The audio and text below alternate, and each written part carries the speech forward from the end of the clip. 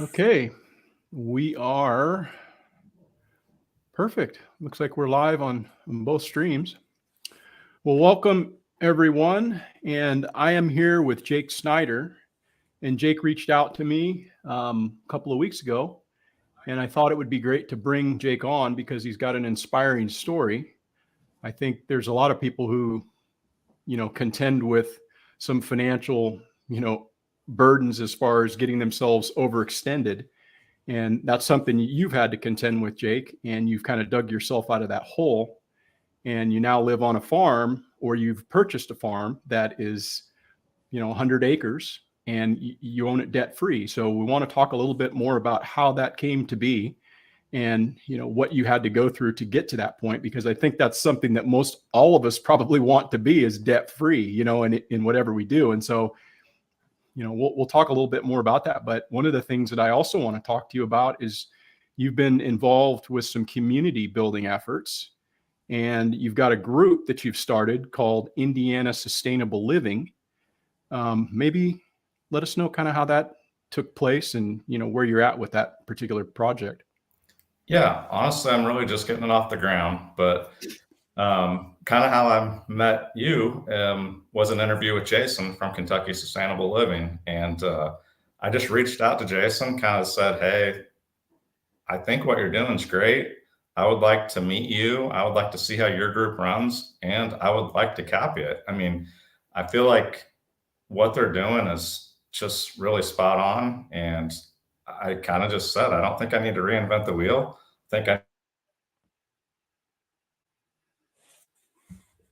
need to look. They bring community together. They have it broken to like there's honestly, since mine's still getting started, I'm just trying to get people together and get something going. But the way I see it in the future is kind of the way they have it. They have it split into different groups throughout the state, and then every small community has like a leader, and they have local events, and then they get together a few times a year as a whole group.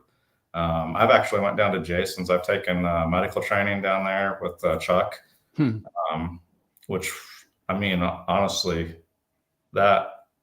which he's going to be at Self Reliance, but that was, I've never taken any medical training, and actually I asked them to make sure they would let me come since I knew nothing.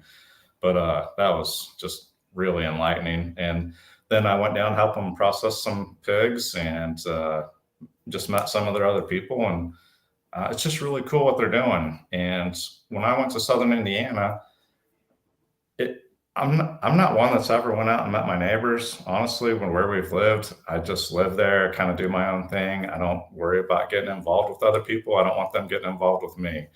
But moving down there with no family or anything else, I kind of made it a point to try to meet people and build community. And I got lucky. I bought hatching eggs off Facebook Marketplace, and I met a guy that had his name's Chase. Chase and Dreams Homestead is his homestead. And I met him, and I didn't even really know what Facebook groups were or anything else. And he's like, well, here's my farm, check it out. And honestly, we're like family now.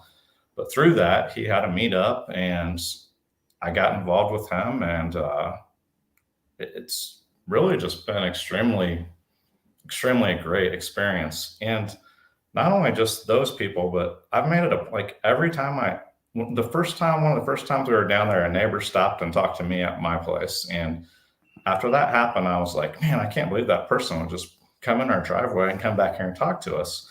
And where I'm from, that's not that common. And then I was like, well, maybe that's why we don't know our neighbors. And yeah, after that, every time, like if I see somebody on the side of the road down there, I stop and talk to them. I introduce myself, tell them where we live. And being 3 hours away, I'm not there all the time right now. So I have all these neighbors watching our place now. We were kind of chatting earlier. Now we have good internet, so we have security cameras and all that. But when we first moved there, we didn't have any of that. So having a neighbor that would show up, and like my dad was there one time, and my neighbor didn't recognize the truck, and he flew down the driveway, to find out who was at our cabin. So, that was just, I just took that and kind of just thought, maybe I'm the problem. Maybe I need to engage more with my neighbors, get to know them. And honestly, I want my family to know there are people down there. I mean, I hope some of my immediate family relocates someday. But maybe they will, maybe they won't. But I wanted to have like-minded people that I knew were really close, that if I happen to be gone and my wife or my son's there and needed help, that, somebody would be there. Yeah, I think, you know what? It's one of those things that I think that we all tend to want to be private people and just stay to ourselves. But, when we're talking about this whole idea of being self-reliant, right? That's what we all essentially want to be, to one extent or another. People want to be their own person and have their autonomy. But in order to be self-reliant and be really effective at that, you need to have others around you. You can't just be, an island unto yourself and just be this recluse with all this stuff that you stack into your cabin. Yeah. So it's really something that I've made a point of doing more, and getting out of my comfort zone of meeting some people and just taking that step. So I think what you're doing is awesome. But getting back to your Indiana Sustainable, how many people do you have in that group right now? What are you talking numbers? Right now, that group's like 130, around 130. And Right. honestly, it's only been a few months, and we were talking about it earlier. I've never even really been on social media. So, I mean, I think it's gone pretty well. Now, my friend that I'm doing the event with, I'll probably meet a lot more people at that event that I'm sure will join it, because I'm speaking at that and sponsoring it with them. Mm-hmm. So I'm sure after that meetup, which it's April 29th, but I'm sure we'll be able to grow even more. And one of the reasons, I named that group not Dog Creek Farm, or not, I want to empower other people to think they're part of it. It's not just about me.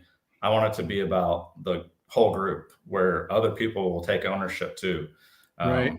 So it's kind of unconventional. I know, I was listening to Nicole the other day talk about marketing, and, you want everything with but in a way, I just wanted other people to feel like they could get involved and be part of it and own it, just like I want to own it. Okay. So you've got this group started, and you were the first person to spearhead it. And are you the person who's the main person heading the Facebook group? Because I'm certain that there's others that might also see something like what you are getting off the ground, and Jason have already established, and might want to do the same thing. So obviously there's going to be growing pains with that, as far as as you learn and move your way through this. But I think one of my biggest hesitation, not really a hesitation, but just obviously peopling is difficult, right? Yeah. Peopling is the hardest thing that we do, is having relationships with people. And not everybody wants to row all in the same direction when you get a group, and not everybody wants to contribute equally. There's people that want to just kind of glom on and then not really pull their weight. So I guess that's one of those kind of things that I guess you're going to have to navigate through as you go, into this group. Yeah. And you may have people that are like, hey, I'm in this group, but you never see them, or they never contribute, or they only want to come when there's something in it for them, So I don't know. I guess that's something you'll probably learn as you go. But have you thought much about that and how you're going to contend? Yeah, I've definitely thought about it, because I've talked to Jason about it. I talked to Chase, my other buddy, that he has a large group, I think 3,500 people in his group, about his farm. And he's kind of the one that got me originally started. And honestly, at one point, I filmed 3 YouTube videos, and I told him, I'm done. I'm going to keep talking to anybody I can meet, but I'm not making another video. I'm not doing anything on Facebook. I'm I watch what you do, and I don't want more drama, but I'm just going to do my best to do what I can do, help who I can help. And if it doesn't work, then I'm going to try not to let it bother me and just move on. Yeah. But that's not who I am as a person. I'm pretty, passionate. So that'll definitely be a struggle. But right. Yeah. That's again, that's just one of those things that is something that I've thought about. It'd be great. I mean, I wouldn't mind having something like that here locally, starting up a Facebook group and getting a bunch of people together that are like-minded and, kind of all doing the thing. But it's just, personally for myself, can I sustain that? Can I, provide something that's going to be what I hoped it would be, or is it, but again, That's it's great what honestly, you guys are doing. And I think it's fantastic, what Jason's doing down there in Kentucky, and then what you're trying to get off the ground, because, again, community is very, very important for all of the things that, we need in life, which is, people around us that can pull us up rather than, tear us down. right. Yeah. I think that I just keep watching what goes on and looking, and I just think, I mean, I want to do my part, and hopefully it helps. I told you I talked to Tag recently, and I told Tag, I was like, that's the first time I had really talked to anybody about anything. I mean, I have a job where I don't go talk about what I do outside of work. It's just different. And but after I finally broke out and started meeting people, and I mean, you kind of learn that there is people that I want to talk to. Sure. And I think that's what I've tried to look at. I just tried to focus on that. My wife, we were at another person in Chase's group had a meetup. And so anytime there's something that's within a couple hours, we try to go. And she's like, I've never seen you talk so much. And how do you know all these people? And I was like, well, you don't really know them, but you feel like you do sometimes. Yeah. And I just think, I mean, I think we're going to need each other at some point. So, building the relationships now are better than trying to do it later. Yeah, you're 100% right. I mean, it's very important. And, both you and I, as far as I understand, I know I'll be at Self Reliance here in March, and I believe you're going down there as well, right? Yep. My son actually is going to take a day off schools and go do some learning. So we're going to drive down. So. Yeah, I'm looking forward to going back down there and getting a chance to speak and all, and meet more people, because again, relationships are built through actually meeting people. I mean, online relationships are one thing, and that's one way you can kind of get, somewhat of an insight into what a person's all about. But until you actually, have that meeting where you're able to sit in the same room and have a conversation, it's just not the same. But I'm looking forward to meeting you when we meet in, I guess, in about 4.5 weeks now, huh? Yeah, not long. Yeah. So so March 25th and 26th. Yep. So that'll be cool. So let's do you have something? Yeah, so it's about 7 hours for us, I think. So we're going to go down, early on Friday and stay Friday night, and then. Okay. So. Yeah. Hey, what's up? How you doing there, Jason? Good to see you, man. Good to see you in the chat. We're just talking about you, man.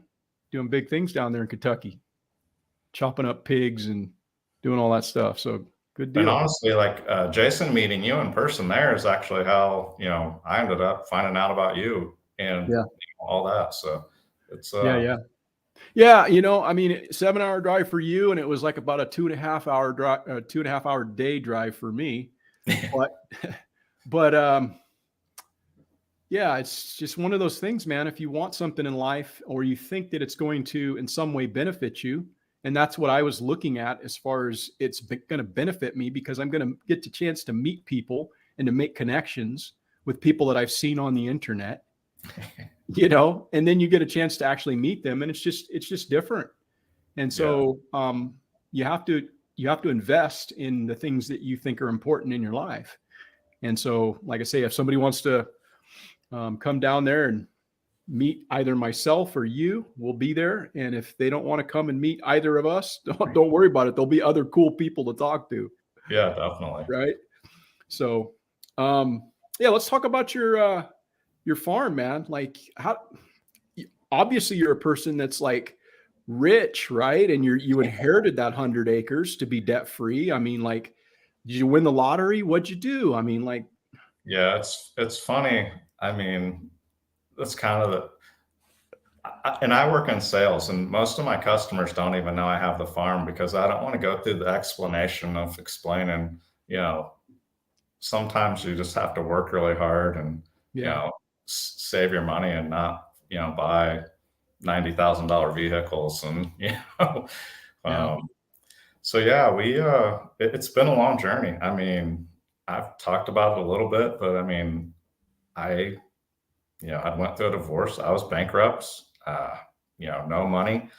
And I realized, I had a job, but, if I wanted to make it, I just feel like in today's society, I mean, for the average, just a, average paying job, you're going to have to do something else or work harder to really get ahead. And um, I mean, I was working my 8 to 5, 8 to 4, whatever.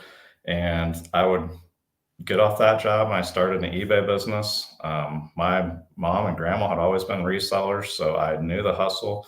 So I started doing that on the side. And then it was honestly, I didn't get into house flipping because I was ahead of the curve or anything. I got into house flipping because I bought a house for $12,000 because that's how much money I had. And it was not even livable. And I lived in it and I fixed it up. And then I realized how much it was worth. So I actually got a mortgage for that house that didn't have a mortgage and went and bought 2 more houses. And then, luckily I met my wife I have now. And, we've worked really hard. But I mean, I basically worked, 2 full-time jobs and a part-time job, to get that farm. And we've lived in all these houses. We're actually in one of the last ones right now. And we lived in them all for 2 years, so you don't have to pay capital gains. And we took those first 2 houses and rolled all that money into the farm. And we put, I think, 70% down when we bought it and got the other part paid off, honestly, within almost a year. And the one thing about once you start digging out of debt and you're not paying on the car payments and the credit cards and that, your money goes a lot farther. And then when you don't have a house payment, your money goes a really long way. Yeah. And like we got to the point where we were looking at some properties and we were like, we would have to spend so much money on a house that we don't to get something nicer than we had. And I'd wanted a farm for a long time. We spent years looking for a farm, and it kind of just all came together. We hadn't even really looked in Indiana because we couldn't afford Indiana, not for a chunk of land that big. But everything just worked. I mean, I had the farm we bought, I had saved on my favorites for over a year. So I had it pinned to my laptop right on my number 4 favorite. And I looked at that thing for over a year, and we were looking at a house in Missouri. And I told my wife, this has been for sale so long. Let me call them and see if they really want to sell it or if it's just listed. And they had dropped the price $75,000 that day. So it really just all worked out. And I mean, the hard work is, you're going to have to put that in. There's no easy way. I mean, everybody wants an easy way for everything, but that's just usually not the way it works. And the other thing I found out, and I still I haven't flipped a house, honestly, because the market went so crazy, and I don't do it. Once I learned how to do it, I wanted to make, I made as much flipping a house as I would in a year of work at that time for what I was making. But I didn't quit my job. I didn't quit my job and think, oh, I just made a year's worth of pay, I'm going to quit my job and do it again. No, I kept my job, took that money and rolled it in to the next thing. And I think that was the other hard part. And I think that's where a lot of people, maybe they put the work in and then they get that money and then, they want to quit their day job, or they want to, and it's not fun at first, but I mean, that's why it's work. Yeah. But so were you, I think, what was your, as far as from a savings standpoint? I mean, so everything was everything was no debt for anything. So you weren't going out buying trucks. You weren't going out and, anything I bought, after I actually went through my bankruptcy, I mean, I can remember the first truck, it was probably 15 years old when I bought it, but the first nice thing I bought afterwards. And, I went in there and the guy, it was a small dealership, but I'll never forget the guy's face, because when I pulled out money and it's $20 bills and $10 bills and, maybe a few 50s and 100s. And he's like, I'm like, well, I asked the cash price, and and he's like, you have cash? And I was like, well, yeah. And he almost didn't know what to do. But after I went through that, I mean, for one, you can't get money without paying a ridiculous amount of interest once you ruin your credit. And but now my credit's almost perfect again, just from all. So what I did after I kind of recovered is I would go get a loan if we were buying something, and I would pay it off in 3 payments. So I would have the cash before I bought it. I would make sure there wasn't an early payoff, penalty, and then I would borrow the money and pay it off in 3 payments, because that's what they told me built your credit the fastest. If you paid it all off in one, it wouldn't have the same effect. I don't know if that's true, but that's what I was told. Yeah. So what was the criteria you used for selecting or purchasing the property you eventually settled on there in southern Indiana? Yeah, I would, everybody, I've watched the videos about strategic relocation and, the checklist and all this. We looked out of state because I wanted 100 acres and I knew we couldn't afford it. And my criteria was I wanted 100 acres. I hoped it had something we could live in. I wanted a pond. I wanted woods and a pasture. And honestly, we don't have a pond. I hope to put one in eventually. We have multiple natural springs. I was able to develop one for all of our water needs. We have multiple creeks running through the property, so we have water. But honestly, I didn't have a really strategic plan. It was more just I want to build a truly sustainable farm where I can raise livestock on grass and not have a ton of inputs. And honestly, everything I've watched happen lately, I get nervous I'm not scared about what's going on, because I don't feel that's the right thing to be. Like, being scared really doesn't help you. I think just having a goal and working towards it and chipping stuff off. But I'm ready to have livestock. I'm ready to get my pastures done, because with the grain prices and there's just so much. There's a lot of crazy stuff going on. Right. Having a place. Do you have is there a livable structure on that property, that 100 acres? Yep. I have it's about a 900 square foot. We call it a cabin. It's actually just a post and beam building with cedar siding on it to make it look like a cabin. But when I looked at the property, it was actually dark and there was no power. And my wife never saw the property. So she didn't see the building until after we closed, and I didn't see it in the light until after we closed. But I thought it was actually going to be a teardown building because it was so full of trash. I filled a 16-foot enclosed trailer 4 times before I started taking the large stuff out. That was just the small trash. So once I got it cleaned out, that was actually a modernly constructed cabin. Everything was solid. So I've been able to totally, I've redone the whole inside of it. I have the spring, but then I put in a shallow well pump, so we have great water pressure. We have a brand new electrical service. I have to finish the skirting because it's post and beam. So I used spray foam and did the floor, but I have to finish the skirt on one side, and the cabin will be pretty much 100% livable. And I finished everything as nice as I could finish it, even though I did it all myself. So I'm sure a pro could have done a better job, but I put all nice finishes in because I wanted to make it something nice, and I wanted my wife to want to live there, and I wanted it, to be nice. So what's your plan for movement? Time wise, when do you plan on actually relocating? My son's a sophomore right now. So 2 years at the most. If he decides honestly, his senior year of high school, he's going to be taking almost all college classes. So I've kind of told him, if you're going to be taking them anyway, maybe, but I don't know. We kind of talked about it the other day, but he's really good in school, and he's in, and even though I want to move tomorrow, I'm not willing to, I don't want to mess anything up for him. So the deal when we bought it was we would wait till he was done with school. And so 2 years at the most, and we'll be moved, but we'll actually be spending the summers there now because everything's done now. So we can, go down there and stay and not have, because before we didn't have the water taken care of. I was hauling water, which I mean, once you haul water, you really realize how important water is on a homestead. Yeah. Uh, I mean, the water tower was 5 minutes from our cabin, but still, I had to put a tank in the back of the truck, and I'd haul like I think 550 gallons at a time. But my cistern's up on the hill because it was put there for the spring that had failed.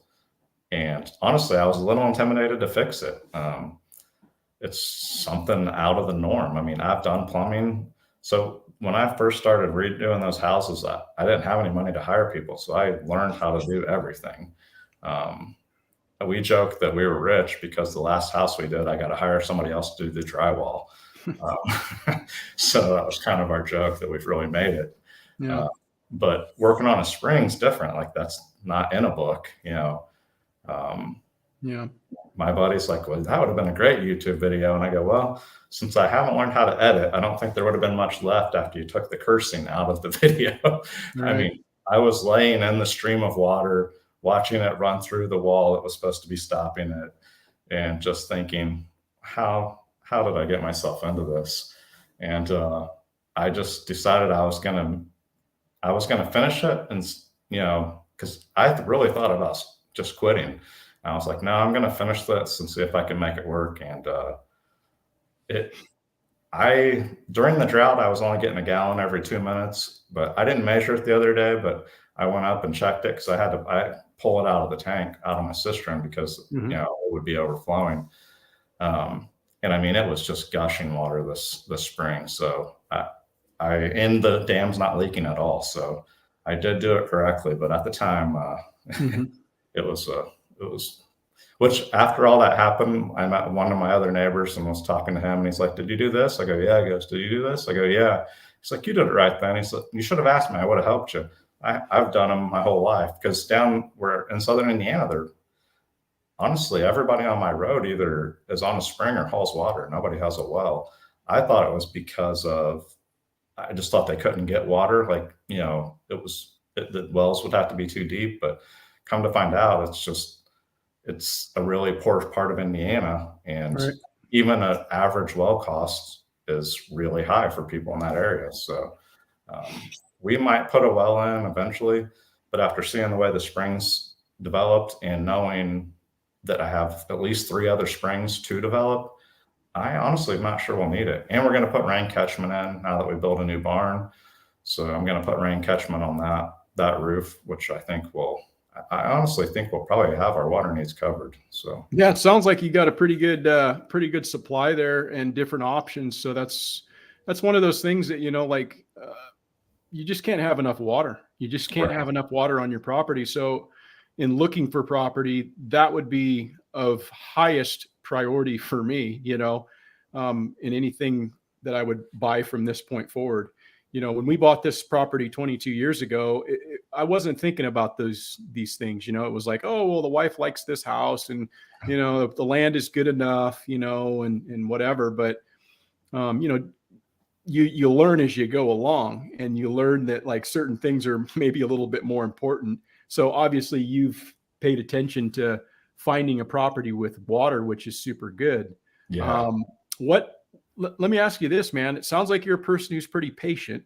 You're taking your time in getting to where you're at currently. How long did it take you to dig yourself out of that bankruptcy in order to get to a point where you don't own this property anymore?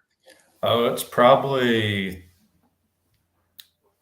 I actually did the math the other day. I think it was 14 years since that happened, and probably took me 12 years to get dug out. And I mean, I was literally starting over from, I mean, I cashed my 401k in to basically pay the lawyers and do all that. And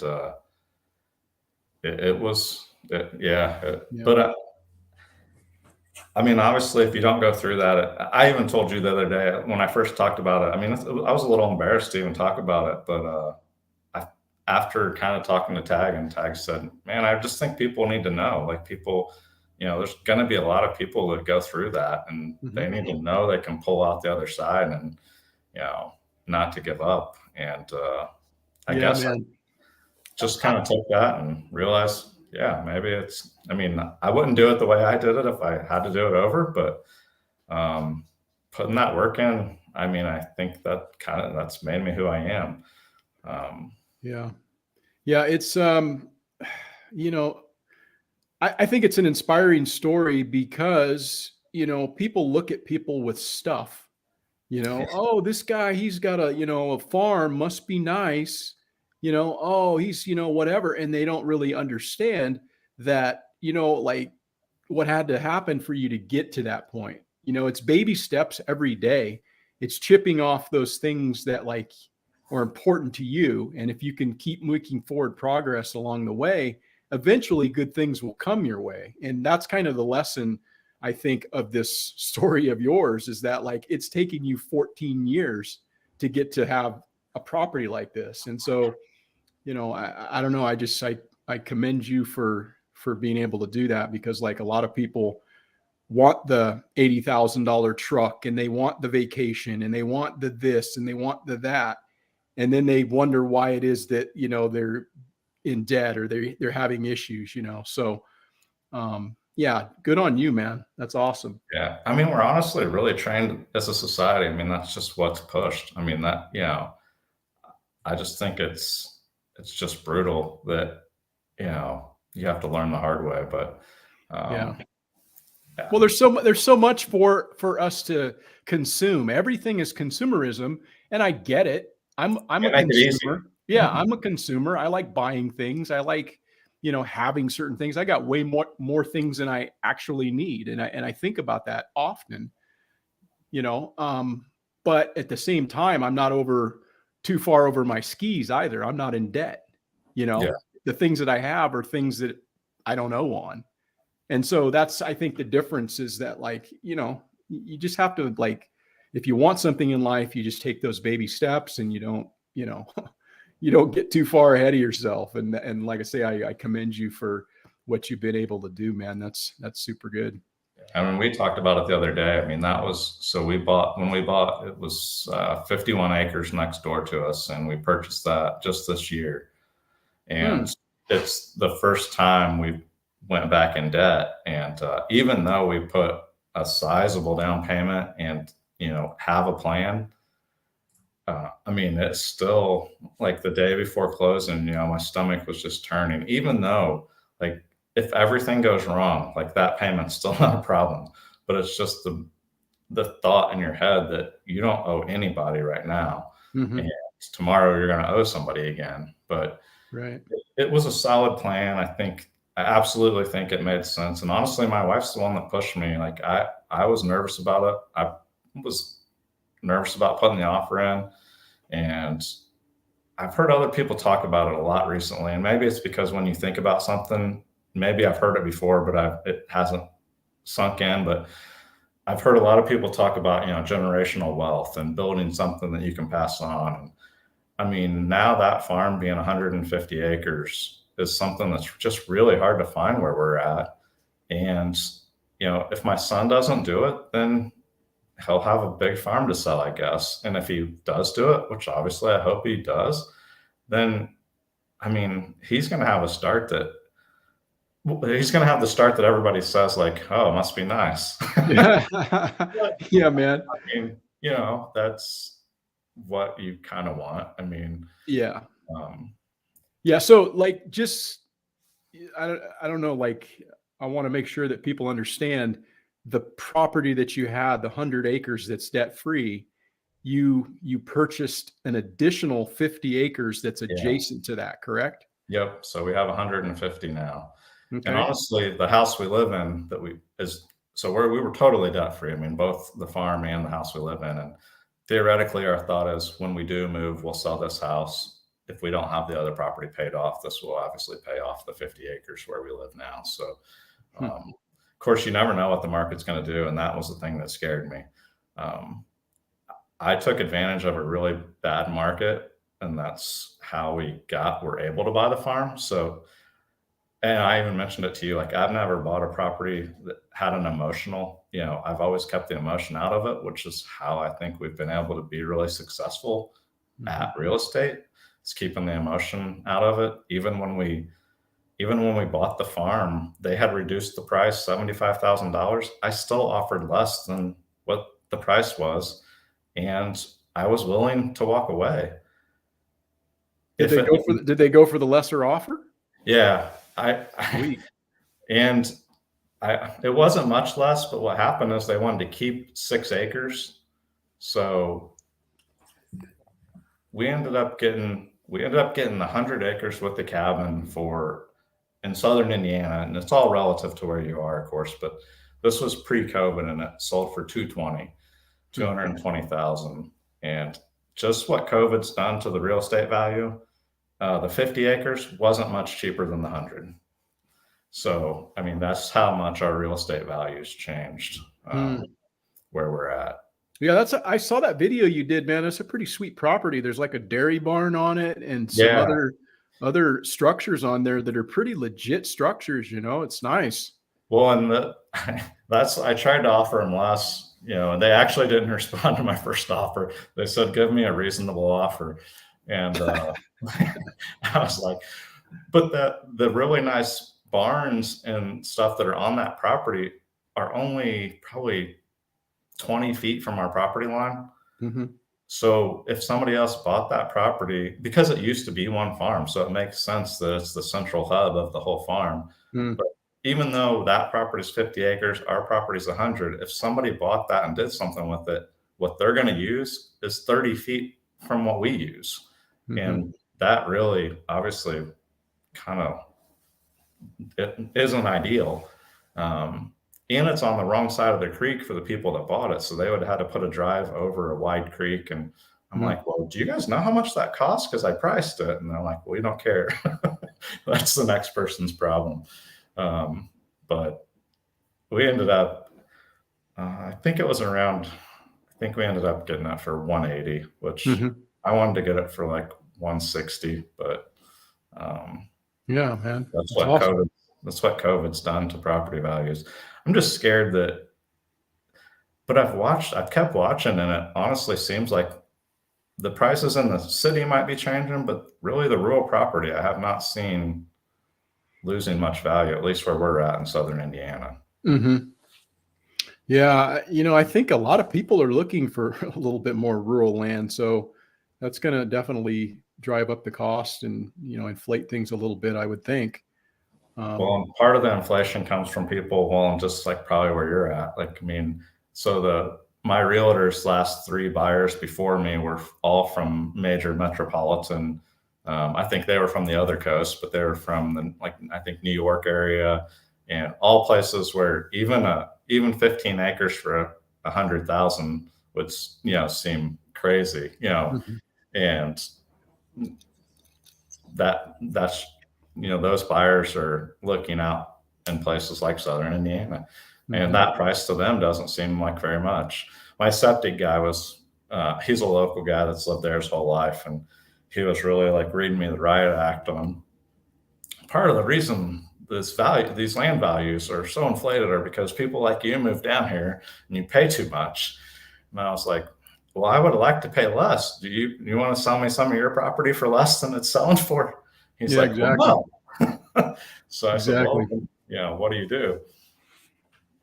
But yeah. So what are your plans, I guess, as it relates to when you get moved down there you're entirely moved down and you start homesteading and raising some livestock and doing some things on your property? What's going to be some of the first things that you wind up, but aside from the infrastructure, aside from working on your house and all that, as far as from like a homesteading standpoint, what are you going to be focusing on? Are you going to be adding livestock? Are you going to be trying to grow some food? What are you going to focus on most? Yeah, we're actually, and honestly, I mean, the day we move down there, I expect all this to be running.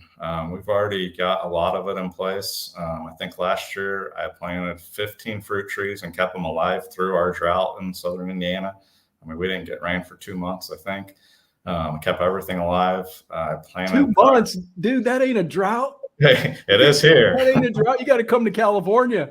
Oh, man.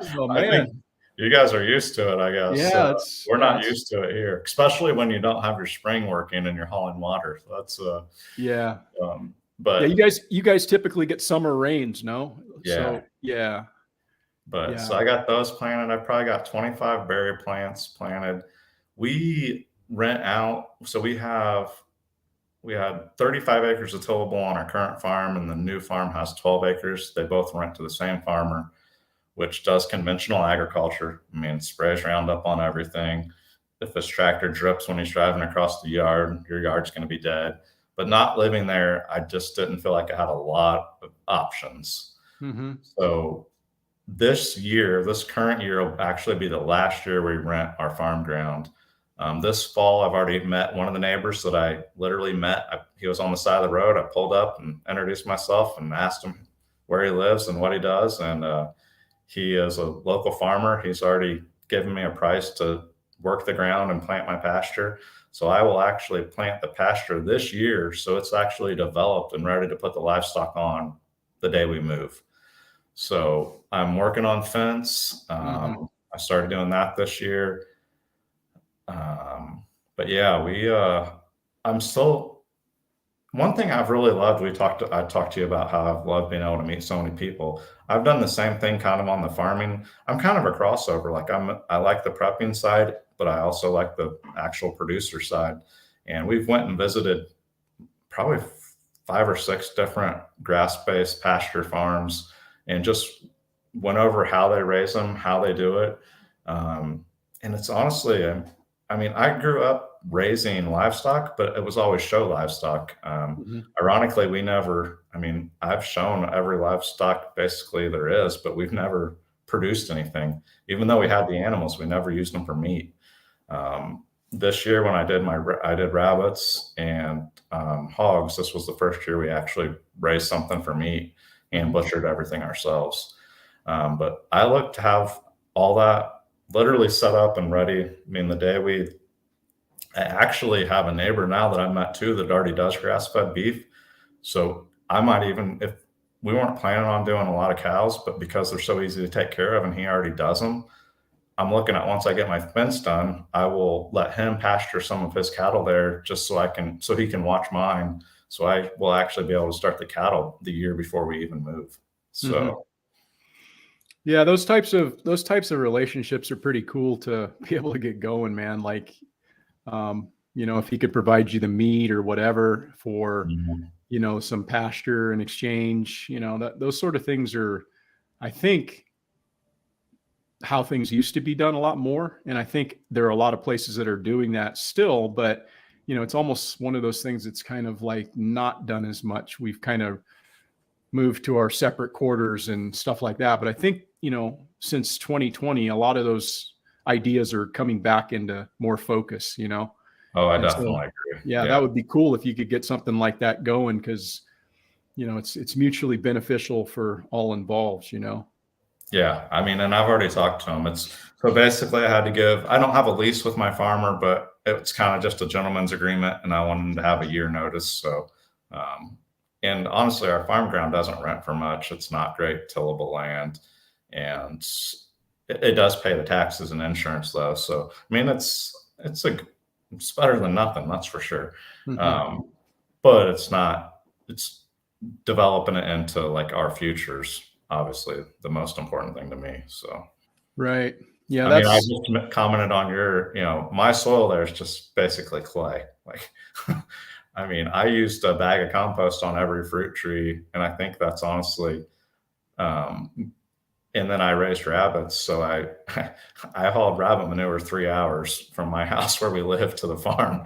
And mm-hmm. so anybody that passed me probably was just thinking, man, this person's nuts. But I knew what a great fertilizer that was. So I used some aged compost in the hole and then mulched everything with rabbit manure. And Nice.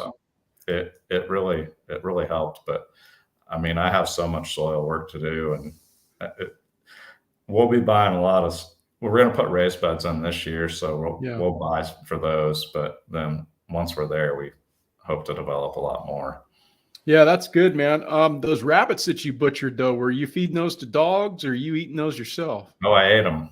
Did you? I've raised rabbits as a youth. I would show them all over actually, we went to really kind of all over the Midwest, showing livestock, and rabbits were one of the things we did that with. And I probably had 100 rabbits from the time I was probably 8 or 9 years old all the way through high school. So I was hoping my son would want to show them, but honestly, after going to the shows, like I honestly just enjoyed raising the meat rabbits more. And even though I had raised them that whole time, I had never processed them until this year. And it was it was interesting. I mean, my wife didn't like it like she liked the pork. I mean, because the pork is something you already know, and it still tasted better. Like the rabbit was a new taste to her. And honestly, I probably let mine get a little big, so they were a little tougher than they should have been. So you kind of had to use them as roasters.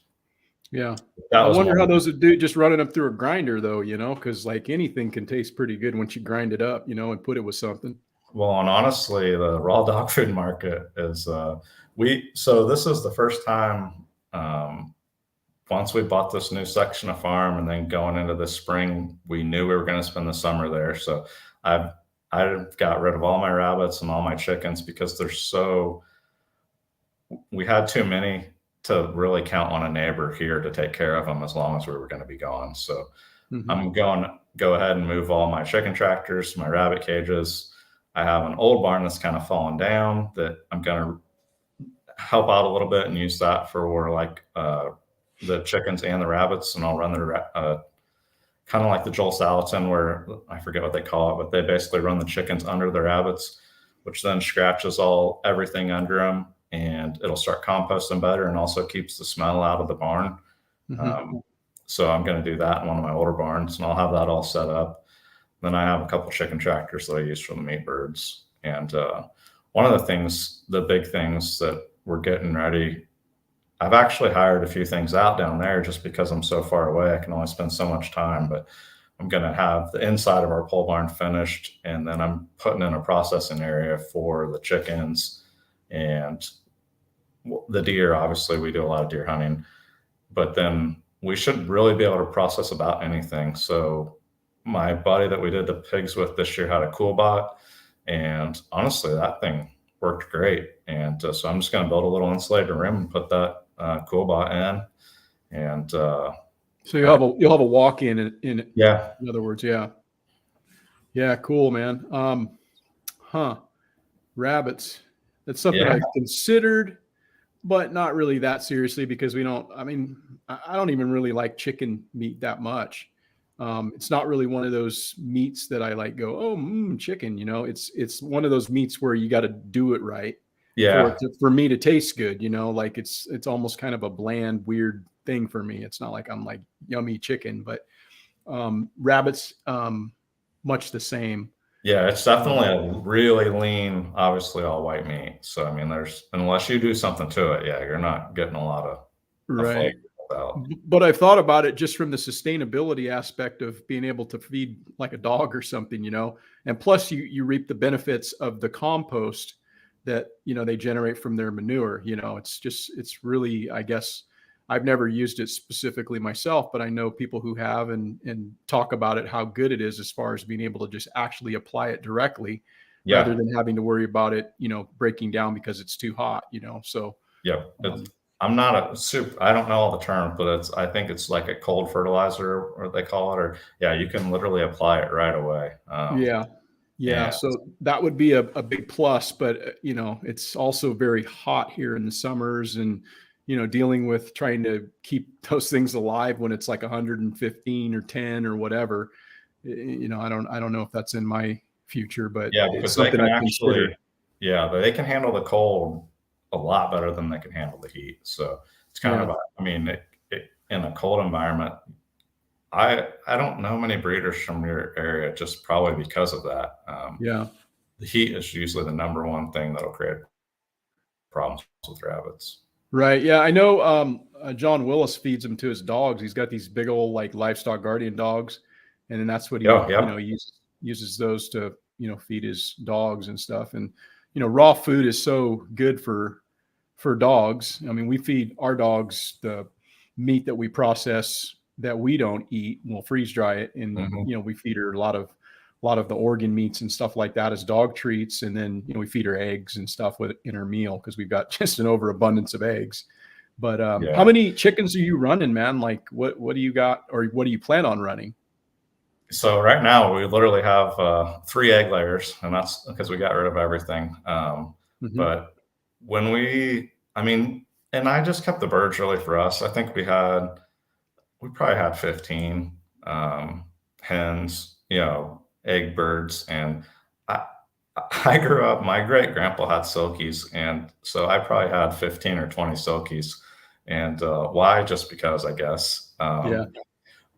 Sustainability though, they will hatch eggs. So my great grandpa raised them because he raised peacocks. And this is, a long time ago. And he didn't have a great, like, he was on the grid, but his power wasn't great. He would lose power a lot. So he would use those silkies to set on all the peacock eggs, Mm-hmm. because they will set and they will not leave the nest. I mean, they are great moms. So he always had those. He's kind of probably one of the people that got me into livestock. I was a kid and he would pick me up, and every Thursday I would be standing at the end of the driveway waiting for him to pick me up, and we would go to a sale barn. And I told my wife a few years ago, I said, when I was a kid, my dream job was to be the ring man at the sale barn. And she looked at me and she's like, so you've really never changed. But I was like, that guy gets to do and he worked at multiple sale barns. So every barn we went to, I would see him. And when I was little, I just thought, man, that guy's got the best job in the world. But so he's kind of got me into the animals, I think. And yeah. Those silkies are I don't really care for them that much. I mean, I had a couple actually when I was a kid. I had one of them that was a rooster. His name was Cecil. And he would spur me, dude, and come up behind you and spur you when you weren't looking, and so we had to get rid of him. But I had 2 roosters and stuff, and I don't know, they're kind of a more of a unique bird to have, more so than like, hey, they're really great. But as you pointed out, they are very broody. They'll sit on eggs, that's for darn sure. So they do have their place, and some people really love them. So yeah, I think they were probably pets, but I told myself, if we ever needed an incubator without power, they would take care of it. But I think they were really just pets. Yeah. No, I know some people they get pretty passionate about their livestock, and stuff.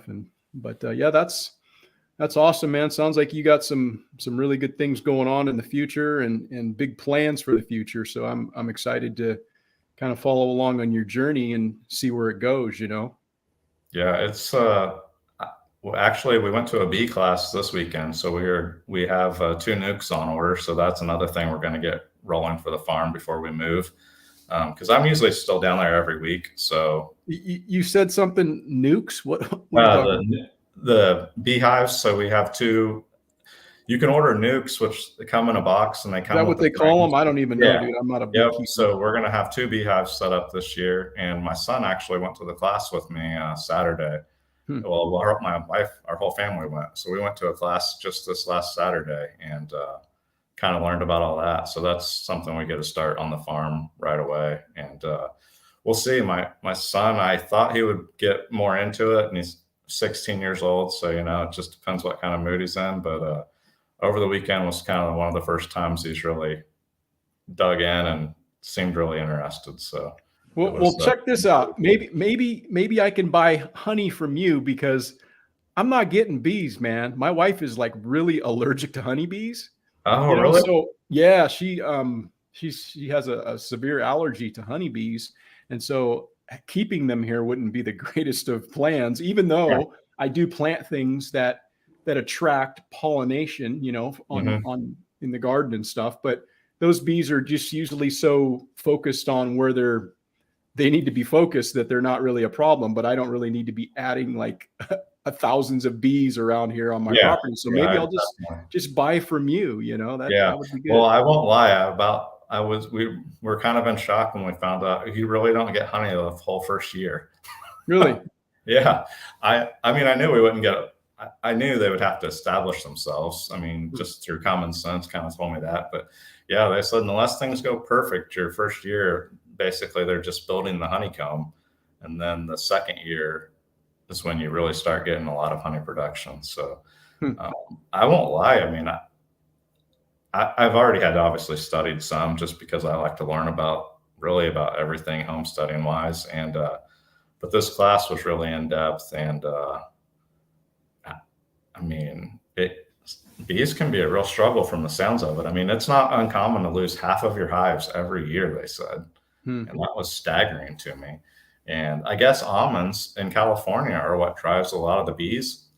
And I'm not sure. I think they mentioned because of the drought, maybe the almonds didn't bud like they normally do. So it actually changes the whole country's bee production, because that is the most profitable thing that like large scale, not a hobby guy like me, but the large scale guys obviously are what make it affordable for somebody like me to get into it.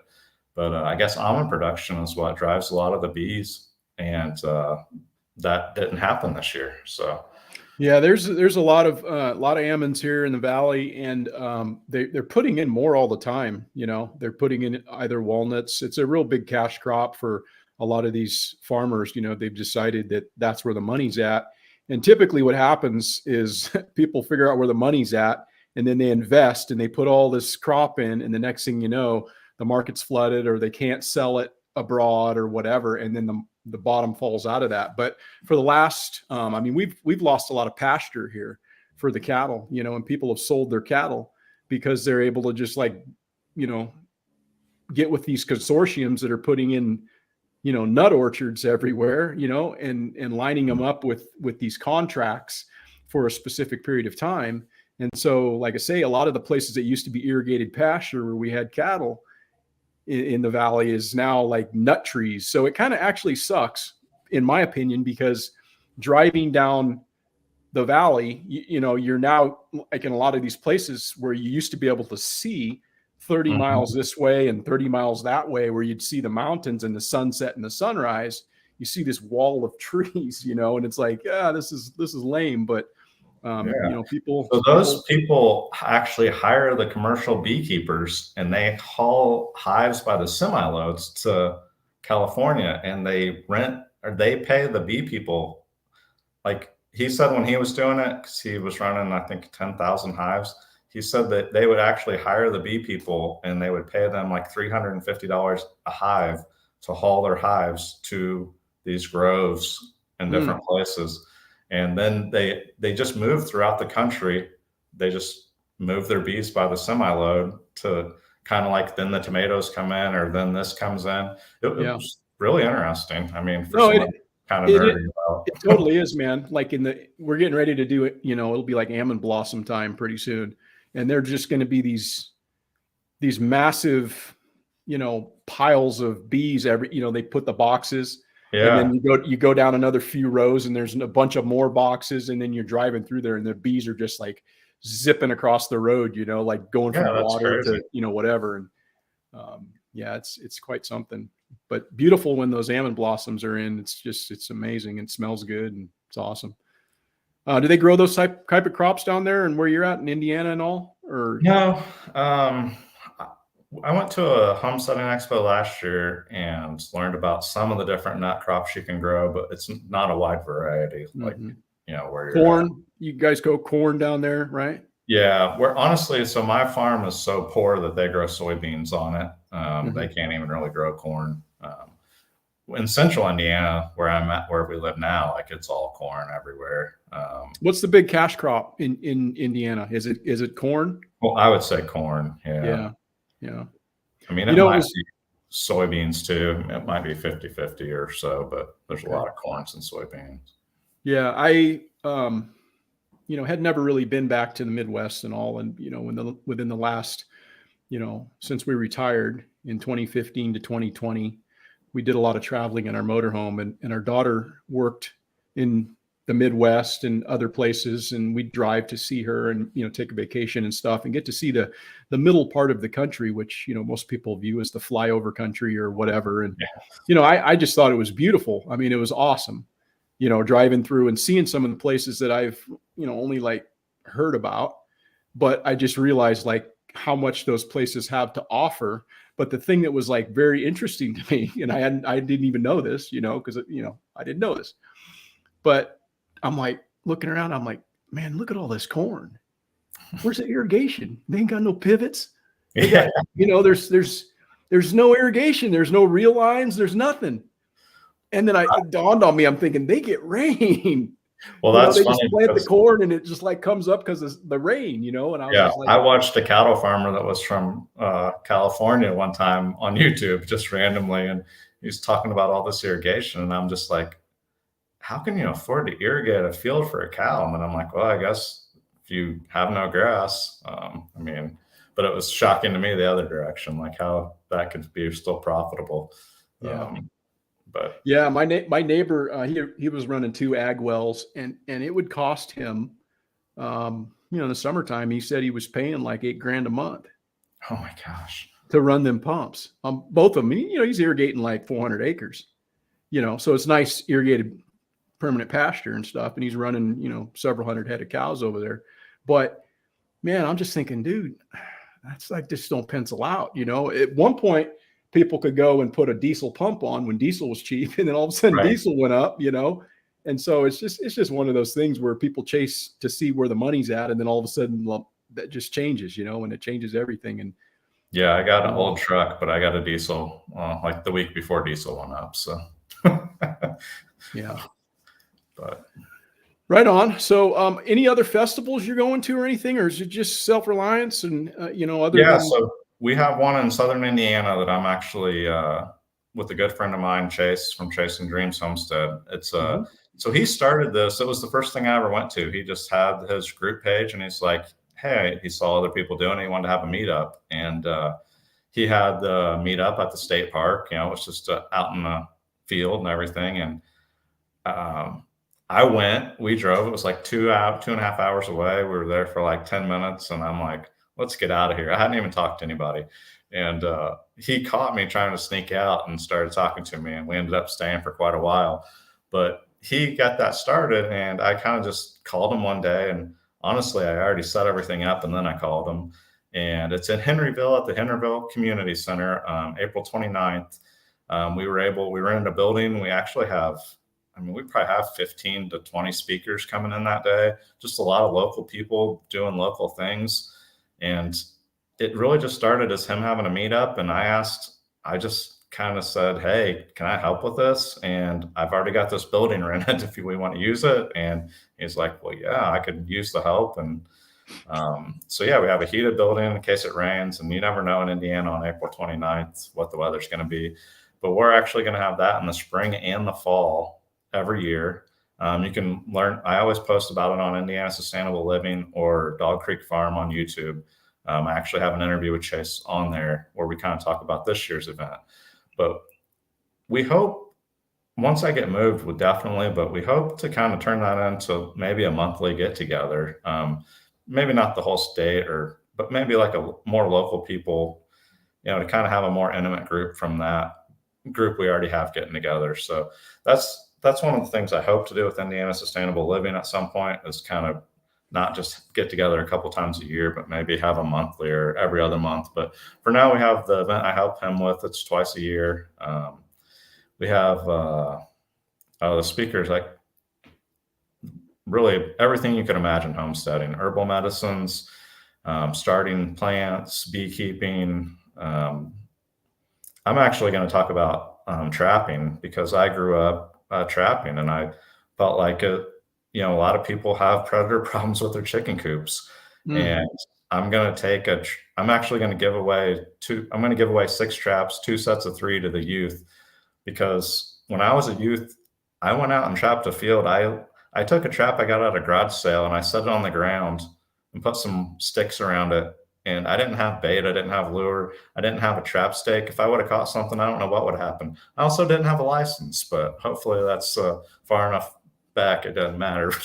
But I just felt like it would be a cool thing outside of the box for homesteading.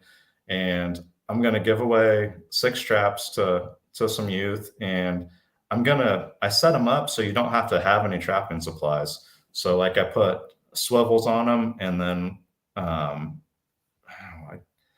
basically a clip, so you don't have to have any specialized tools. And if they have chicken coops that they're having problems, they can. And it's a dog proof trap, so it won't catch your dog. And I'm going to tell them how to use them without buying stuff from the trapping companies. Because even if you have cats, you want to use sweets. So you can use like a pie filling from the store. I mean, stuff that you would have in your house. So I thought it would be interesting. And honestly, after we got so many speakers, I'm like, I don't really need to speak. And they're like, no, you're going to. I was like, okay. Because we have a guy that does farmers markets, but he got into he does a meat CSA. So basically there's a lot of vegetable CSAs you hear about, but he's 5 minutes from where I live, where my farm is. And he goes down into Louisville, and he somehow got tied up with a driver. So he now has a driver that you can order off his website, and he delivers, your meat weekly to your front door. So he's going to speak, because I know for me, I want my homestead at some point to also make some money. I mean, I don't want to leave the homestead forever. I would like to, that's kind of was the goal of becoming debt free, and you don't need a lot of money to live, is having that opportunity for your farm to support you. So I think a lot of homesteaders would like to have a way to make an income. So he'll be speaking. Chase, my buddy, will be speaking kind of just about social media. He's much better at it than me. I'm really kind of just learning and not very good, but he's formed a group. He's had it for a long time. So he's going to speak about building your farm, like through social media. So not only people that actually produce, but people that also kind of the marketing side of it. And that's one of the things Luke Gross from Gross Family Farms is kind of the keynote speaker that I met. And I met him before I met anybody down there. I actually went to we buy our meat from the processor. Our farmer that we used to buy off of during COVID ran out. So we had to start buying from a processor that was still locally raised meat. And I just was talking to the guy, and he mentioned that, hey, this guy's right by you. You should check him out. So I just got with him that way, and he's a great guy. So, there'll be a lot of great speakers, but that's kind of the big things I'm working on right now. And reach out to me anytime, anybody that's local, especially. I think it's a really good group. We got good people, and it's been a huge help to me. I know meeting people this way I never would have done something like this even 6 months ago, even talking to you. So now all the people I've talked to, met, meeting Jason, none of this happens if I don't get that initial push to get started. So, and that all came through that little group and, running into Chase. So. Yeah, man, that's good. A couple of the Self Reliance festivals a couple of times ago, they had Bear from Bear Independent, and he gave a talk on, just that how important is it that we put ourselves outside of our comfort zone and actually get a chance to meet the person like next door to you that, you don't even bother to like lift a finger to have a relationship with. And it's just important, so I think it's very commendable that you're taking that step and, trying to meet people and put yourself out there. And you have to, in order to grow, you have to be a little bit sometimes uncomfortable in order to do so. So, it's awesome to see what you're doing. And let me ask you about those traps you got. Or you got box traps or leg traps or what? So they're literally just called a dog proof trap, and they're kind of, they're basically, so if you can see them, so they're like a round trap. So they reach their hand inside the trap and grab the trigger and pull it, which is what keeps your dogs, obviously they can't fit their paw inside the trap. Mm-hmm. So that's what makes them a dog proof trap. For the most part, they're cat proof, but a cat can, with a small paw, reach in there. So they're for like coons and stuff raccoons, like that? Possums, skunks, basically anything that's other than, that's not going to catch a fox or anything if you have fox or coyotes, but all your small predators, it will help with all those. And I started trapping because where I'm at got real populated, and so I deer hunted on a really older gentleman's farm, and he passed away, and his kids took over the farm and they kicked everybody off. But trapping, everybody has a problem. So I ran traps at 3 a.m.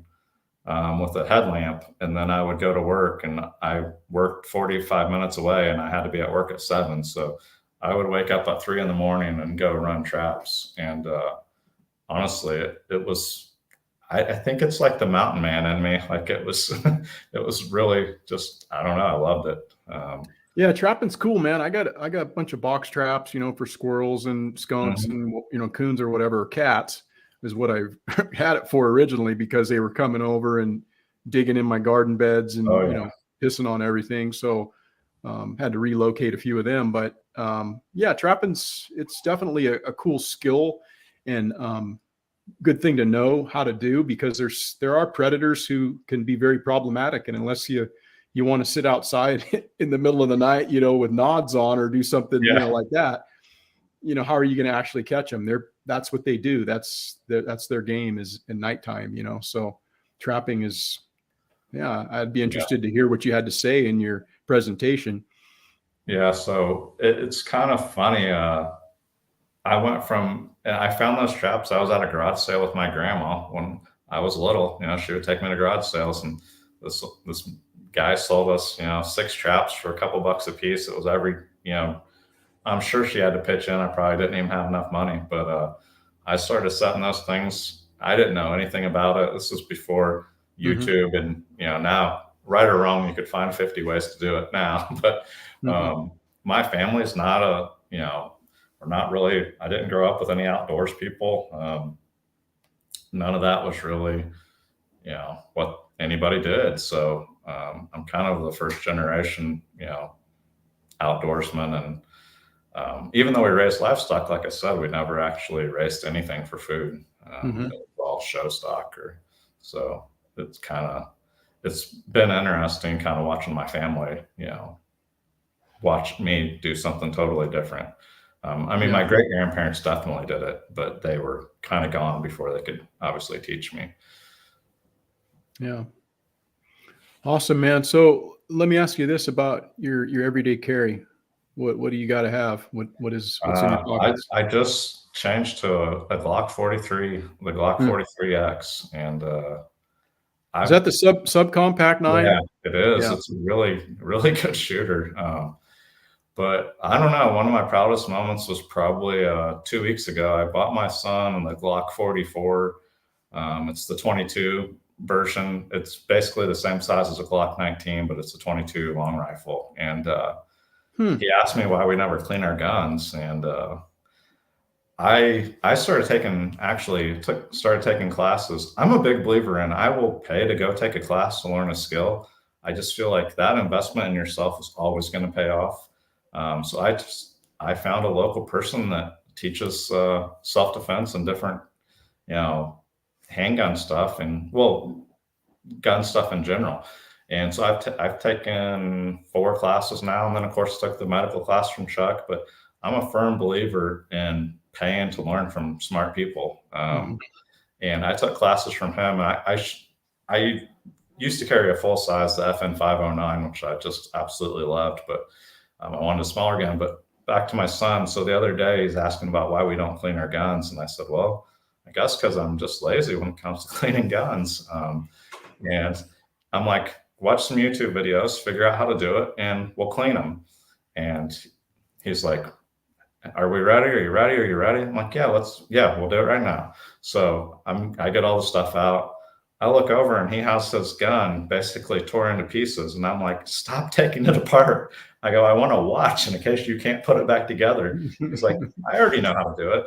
And he did. He had his gun torn apart and in pieces. And I was scared to death because I didn't watch it all. Yeah.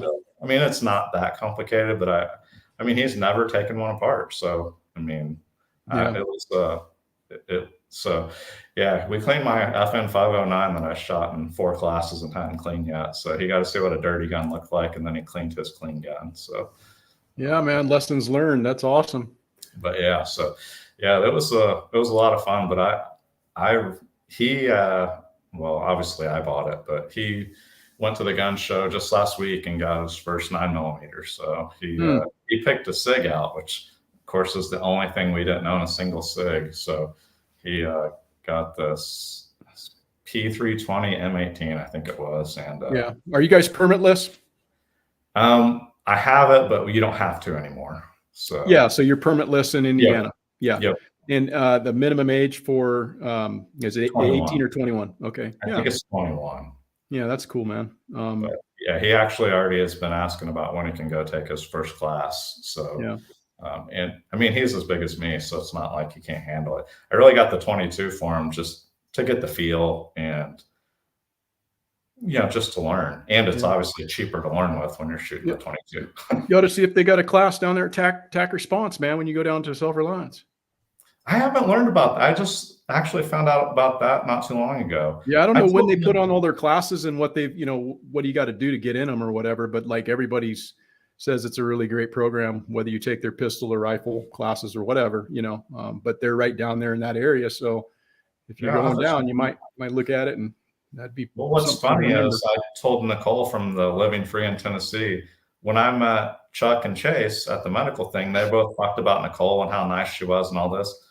I honestly, I just thought she was Nicole that helped with Self Reliance. I didn't even know she was Nicole from a podcast and Living Free. And so I didn't even really know about her. I just knew she was really nice, and she must do something to help with the Self Reliance. So it's been crazy kind of meeting all the different people, Yeah, she's good people. I got a chance to meet her when I was down there in October. And I mentioned earlier in the broadcast that both you and I are going to be down there. And she had actually sent me a link. It's like a affiliate link or whatever, since I'm going to be down there. So there's an early bird special, I guess they're having. So the prices are going to go up after the 22nd.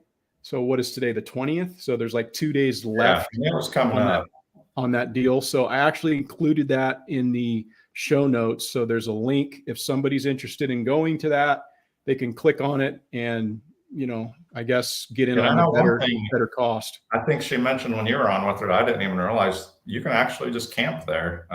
We got a hotel. I didn't even realize you could just, camp. So, I mean, that's pretty neat what they're doing.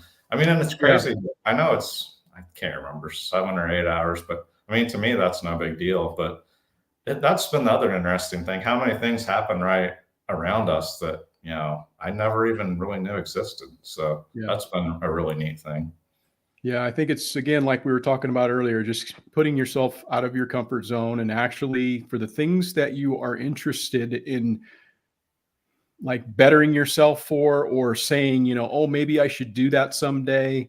If you don't ever do it, you're never going to do it. So you just have to make and put those first few steps in place. And then if you have the follow through, you're going to actually reap the reward on the other side. So I'm looking forward to meeting you down there. I appreciate you having me on. I want to get that in before we get off here. So man. I appreciate you reaching out. And like I say, I think your story is inspiring, and people say they want things, but what are they doing to ensure that they are able to get them, and you've been able to demonstrate how you've dug yourself out of a difficult situation, and now you're on the other end of it, but it's taken some time for you to get there. And so I think that's the important lesson in all that, Yeah. So cool, man. I think we are about an hour and 18 minutes in on this, and we've covered quite a bit of ground. I want to thank you and thank everybody who was a part of the broadcast that is listening currently live, and then who will listen in the future. But so you have anything else you want to add, Jake, before we leave? No, I appreciate you having me on. I've had a great time, kind of meeting you and kind of this group of people that, honestly, it sounds like Self Reliance really kind of brought together. So I'm looking forward to get there and meeting even more people. So yeah, 100%, man. Awesome. Well, we'll see you in a few weeks, man. And thanks again, guys, for being in the chat, and we'll see you soon. Yep. Thanks, everybody.